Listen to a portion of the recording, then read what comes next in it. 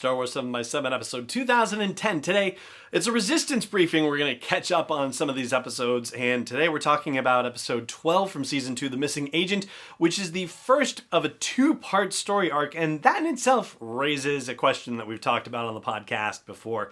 Punch it!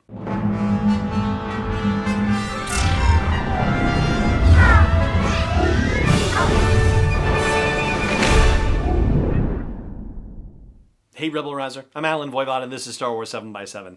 Thank you so much for joining me for this episode, and I will say right from the get-go that Station to Station, the episode that preceded this one, The Missing Agent, was one that I had said was the most exciting one of the series so far, and whereas The Missing Agent doesn't necessarily rise to that standard for me, by all means, it's right up there. I mean, the pace that they kept up with Station to Station, they brought that same energy to The Missing Agent, and that is very exciting. It really feels like they have come into their own with Star Wars Resistance, at least on the basis of these two episodes, and spoiler alert of sorts for Breakout as well, which is the following episode too. Yeah, the energy of it, the excitement of it, the suspense of it, the action is really all there. This episode also benefits from the addition of a bit of star power in the persons of Daveed Diggs, who originated the role of the Marquis de Lafayette in the Broadway musical Hamilton, and Joe Manganiello, who was not Matthew McConaughey and not Channing Tatum in Magic Mike, who's also perhaps better known as the husband of Sofia Vergara of Modern Family fame. And Daveed plays Norath Kev, a Resistance spy. Joe plays Axe Tagrin, a bounty hunter, and said bounty hunter is chasing said Resistance spy, catches him but not before the Resistance spy is able to send out a distress call on a coded Resistance channel that the Colossus picks up. Oh, and this is, by the way, a full spoiler breakdown of the episode. It's been out for about 2 weeks, so I think we're okay, but in case you need the spoiler warning, there you go. Maybe a little bit late, at least here in the episode. Anyway, Doza doesn't want to go. Kaz and Yeager talk him into it, at least for one rotation, and Kaz invites Synara San along because, as Synara says, you only want me along when there's going to be shooting, basically, and yeah, that's exactly what happens.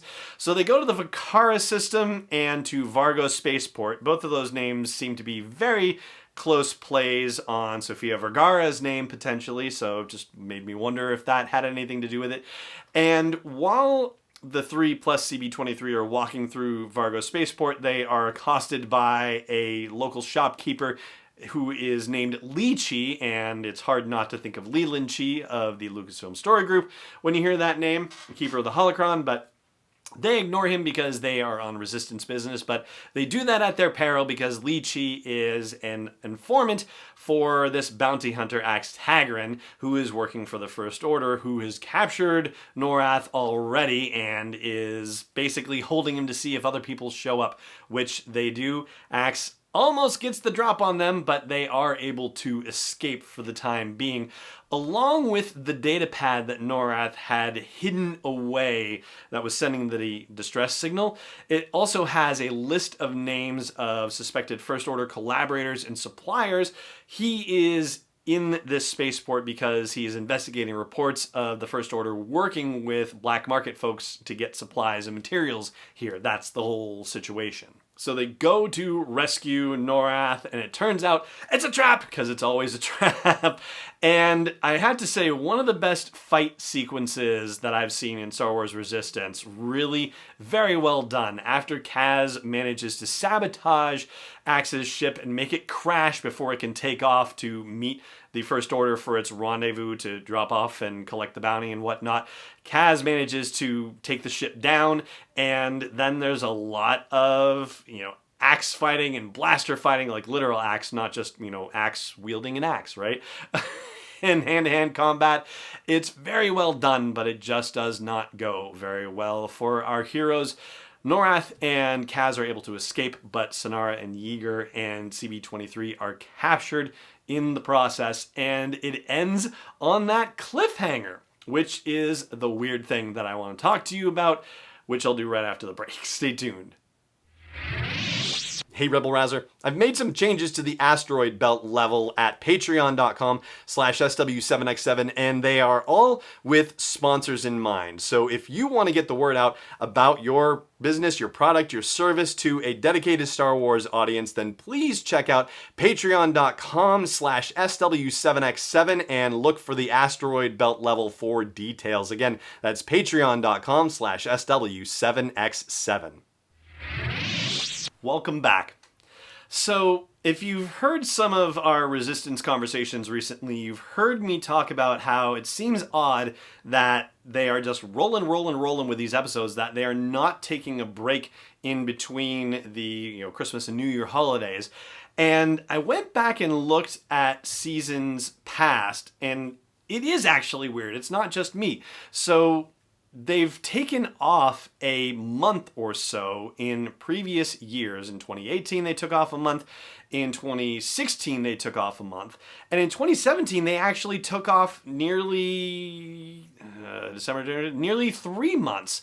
And that was for the final season of Star Wars Rebels. That one was. Of course, they had fewer episodes that year. They were only doing 15 episodes instead of the usual 22. So when they did 22 of season 3 of Star Wars Rebels in 2016, they took a month off.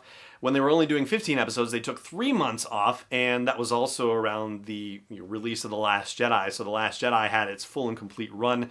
So once that was, out of theaters, that's more or less when Star Wars Rebels picked up for the rest of its final season. And then season 1 of Star Wars Resistance took a month off as well, even though there was no December movie release. So yeah, it does seem a little bit odd. And that's not the only odd thing, because as we've discussed too, they are rolling through January as well. So, but the other weird thing is that this episode is set up perfectly as a cliffhanger, just like, for example, Rebels Season 4, the final season of Rebels, ended on a cliffhanger, or the fall finale, if you will, ended on a cliffhanger that was resolved then in February when they picked up again. So it seems like this would have been a natural break to spread out, but not the case. Turns out they went with a new one the following week, and that's actually what we're going to talk about in tomorrow's episode. But for now, we're going to stop here and call it an episode. And thank you so much for joining me for it, as always. And may the Force be with you wherever in the world you may be. Star Wars 7x7 is not endorsed or sponsored yet by Lucasfilm Limited, Disney, or 20th Century Fox, and is intended for entertainment and information purposes only. Star Wars, the Star Wars logo, all names and pictures of Star Wars characters, vehicles, and any other Star Wars-related items are registered trademarks and/or copyrights of Lucasfilm Limited or their respective trademark and copyright holders. May the Force be with them. All original content is copyright 2020 by Star Wars 7x7. We hope you love it.